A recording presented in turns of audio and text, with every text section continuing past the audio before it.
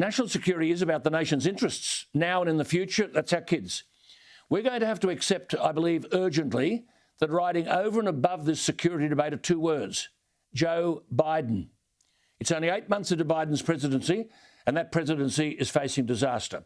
Thomas Lifson, the editor and publisher of American Thinker, a Democrat by birth but now strongly conservative, argues it's almost 14 months until the midterm elections, where the American voters will be given a chance to assert whether they made the right decision, re Joe Biden and Kamala Harris. A recent Rasmussen poll finds Trump beating Biden by 10 points. The Democrats are trying to push through a US $1.2 trillion infrastructure bill. Sensing danger, they postponed the vote on it.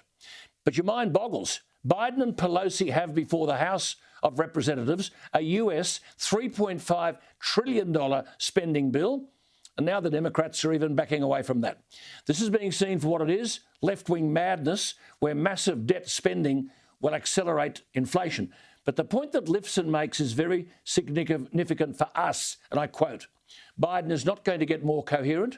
He's visibly declining, and his potential replacement, Vice President Harris, is kept hidden from the public as much as possible, unquote. Ideologically, he makes the very valid point.